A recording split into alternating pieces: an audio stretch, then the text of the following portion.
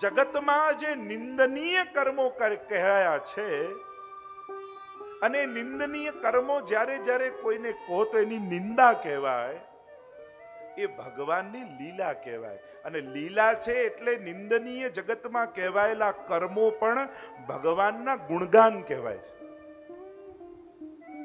સમજમાં આવ્યું? જેમ કોઈ કાળો વ્યક્તિ હોય, આપણે એમ કે આ તો કાળિયો છે, તો પેલા ખોટું લાગે કે નહીં?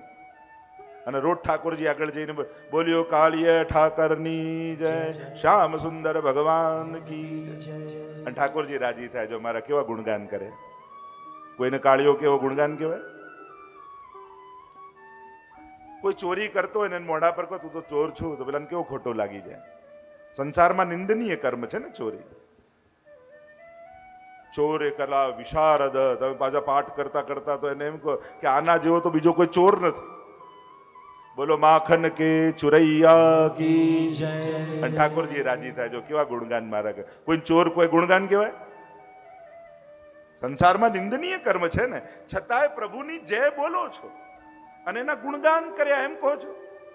પાછા લોકો દોડ ગાય ચોરી ચોરી માખન ખાઈ ગયો રે, અને પાછા કે આજે તો બહુ સારા ભજન થયા, બહુ ગુણગાન કર્યા ઠાકોર, બહુ આનંદ આવી ગયો.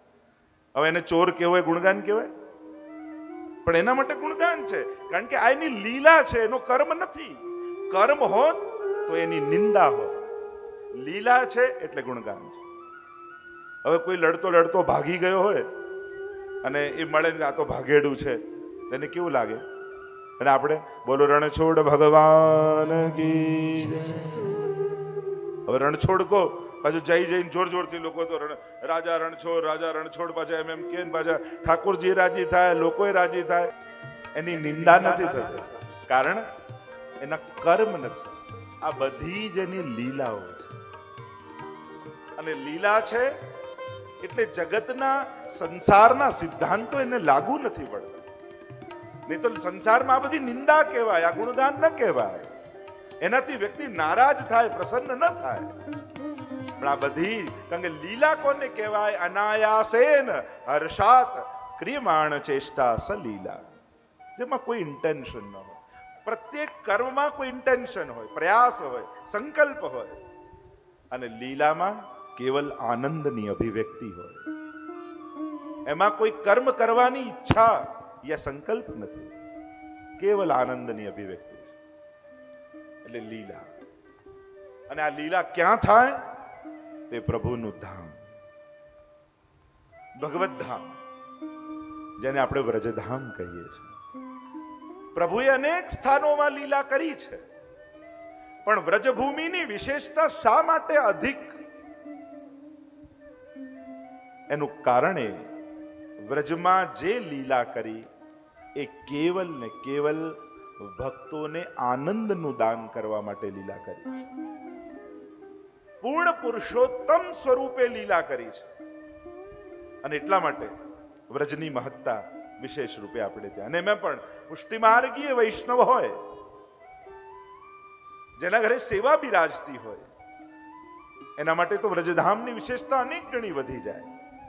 કારણ કે આપણું મંદિર પણ નંદાલય, આપણે એને નંદાલય કહીએ છીએ. આપણું ઘર વ્રજધામ આપણે કહીએ છીએ. અને એટલા માટે કૃષ્ણને સમજવા માટે, ગોપીને સમજવા માટે, સખાઓને સમજવા માટે, નંદ અને યશોદાજીને સમજવા માટે વ્રજને સમજવું જરૂરી છે. આ વ્રજ સંસ્કૃતિને સમજવી જરૂરી છે. અને એનો અવસર આપણને આ 7 દિવસ માટે મળ્યો છે. 40 દિવસની યાત્રા હું તમને 7 દિવસમાં કરાવી દઈશ. જો 2 પ્રકારની પરિક્રમા હોય, આપણે કહીએ ને આધિદૈવિક લીલી પરિક્રમા. કે લીલી શું હોય? લીલી, લાલ, કેસરી, પીળી, એવી લીલી. ઘણા કે જયારે ફાગણ મહિનામાં ને જાય ને, અમે સૂકી પરિક્રમા કરવા જઈએ.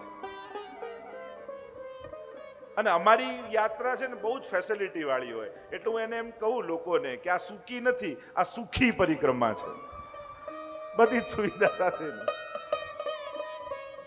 તો લીલી ને સૂકી એવી 2 પ્રકારે એક વ્યવહારિક શબ્દોનો ઉપયોગ. આ કોઈ શાસ્ત્રોક્ત નથી, પણ વ્યવહારિક શબ્દોનો પ્રયોગ આપણે કરીએ છીએ. કારણ કે જ્યારે ભાદરવા મહિનામાં લગભગ દાન એકાદશીથી લીલી પરિક્રમા એટલે કે વર્ષા ઋતુનો સમય હોય અને આખું વ્રજ લીલું થઈ ગયું એટલે એને કહીએ કે લીલી પરિક્રમા. અને જ્યારે ફાગણ આદિ મહિનામાં જે થાય ત્યારે વર્ષા ઋતુ ન હોય એટલે એને સૂકી પરિક્રમા એમ કહેવામાં આવે.